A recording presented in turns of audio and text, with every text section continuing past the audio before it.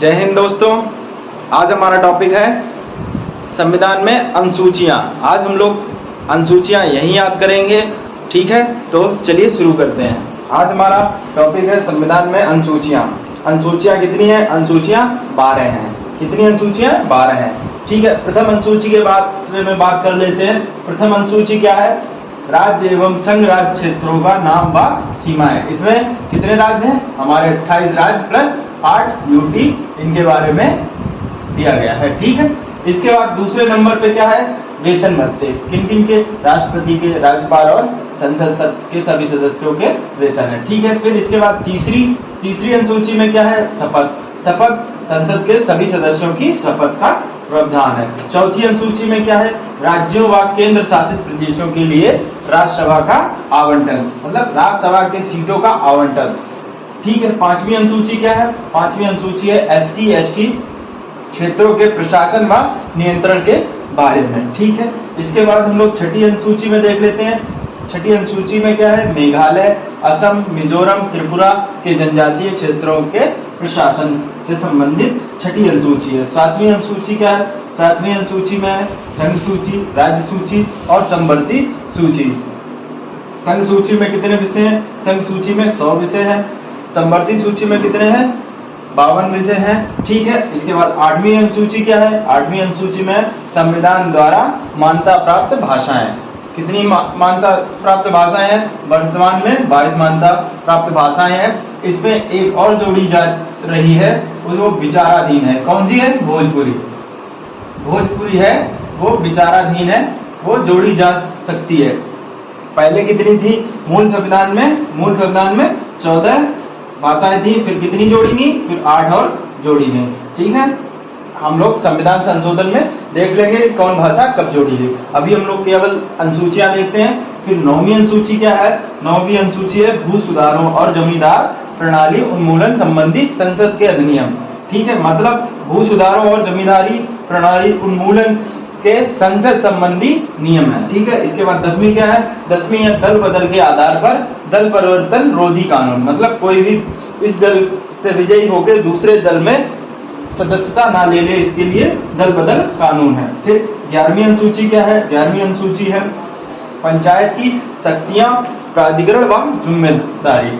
ये क्या है? इसके कितने विषय हैं? इसके हैं 29 विषय। कौन से संविधान संशोधन से ये जोड़ी गई? 73वें संविधान संशोधन से, ठीक है। इसमें विषय कितने हैं पूछे जा सकते हैं कि 11वीं अनुसूची में कितने विषय हैं या पंचायत समिति में कितने विषय हैं। तो इसमें हम कितने हैं? 29 को कैसे याद रखेंगे? 29 को 9 प्लस या 2 प्लस 9 बराबर 11। कौन सी अनुसूची? 11वीं अनुसूची, ऐसे याद रखेंगे। फिर हम लोग 12वीं अनुसूची को याद करते हैं। क्या है 12वीं अनुसूची में?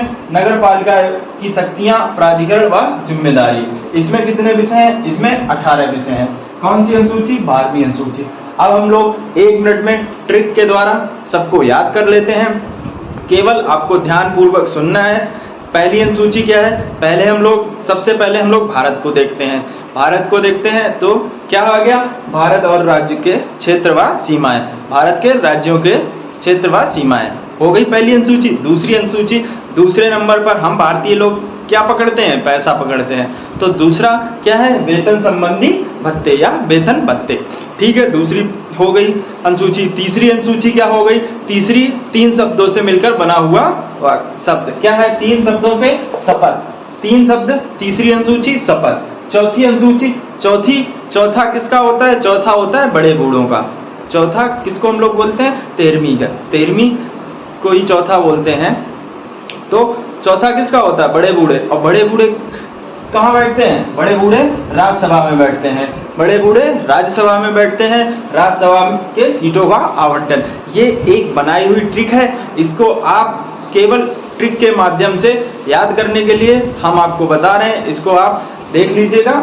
और 5वीं अनुसूची, 5 कैसे लिखते हैं? 5 हम लोग ऐसे लिखते हैं। 5 हम लोग ऐसे लिखते हैं, ऐसे। तो ये ऐसा आकार का है। 5वां ऐसा आकार का। तो SC और ST के प्रशासन के नियंत्रण, ठीक है। इसके बाद छठी अनुसूची क्या है? छठी के लिए हम लोग एक वर्ड याद रखेंगे। कौन सा? ममता। ममता, ठीक है। इसमें ए ये साइलेंट है, एम से मेघालय, ए से असम, एम से मिजोरम, टी से त्रिपुरा, ठीक है। इनके प्रशासन जनजातीय क्षेत्रों के प्रशासन से संबंधित है। सातवीं अनुसूची, सातवीं अनुसूची को कैसे याद रख लेंगे? 7 फेरे होते हैं, शादी के बाद 7 फेरे होते हैं। 7 फेरों के बाद घर की जिम्मेदारी मिल जाती है, घर की गृहस्थियों की सूचियां मिल जाती हैं। तो हम लोग कैसे याद रखेंगे कि 7वीं अनुसूची से क्या मिल जाएगा हमको? संघ सूची, राज्य सूची और संवर्ती सूची। फिर हम लोग बात करते हैं 8वीं अनुसूची की। 8वीं अनुसूची में क्या है? भारत की मान्यता प्राप्त भाषाएं। पहले कितनी भाषाएं थी? पहले 14 भाषाएं थी। कितनी जोड़ी गई? 8। कौन सी अनुसूची में जोड़ी गई? 8 अनुसूची। कितनी नई भाषाएं जोड़ी गई? 8। कौन सा हो गया हमारा? 8वीं अनुसूची। इसको हम याद रखेंगे। 8 भाषाएं जोड़ी गई 8 अनुसूची में ही, ठीक है। तो कितनी हो गई? 22 भाषाएं हो गई, ठीक है। इसमें एक जो 23वीं भाषा विचाराधीन है, 23वीं भाषा विचाराधीन है, इसको हम, ठीक है, ये विचाराधीन है जो जोड़ी जा सकती है, ठीक है। इसके बाद हम लोग बात करते हैं 9वीं अनुसूची।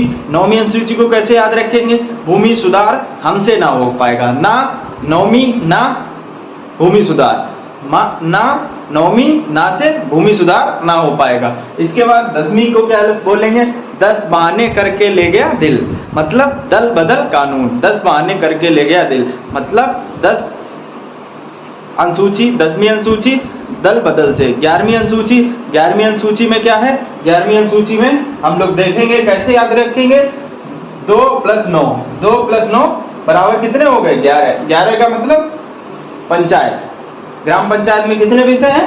11 विषय हैं। इसको याद रखेंगे क्योंकि ये बहुत बार पूछा जा चुका है कि ग्राम पंचायत या 9वीं अनुसूची में कितने विषय हैं? तो 11 विषय, 29 विषय हैं, माफ करिएगा, 29 विषय हैं। कैसे याद रखेंगे कि 11वीं अनुसूची है। इसको पंचायत समितियां और प्राधिकरण व जिम्मेदारियां, ठीक है। 12वीं क्या है? 12वीं है नगर पंचायत से, नगर पालिका से, जिसमें नगर पालिकाओं की शक्तियां।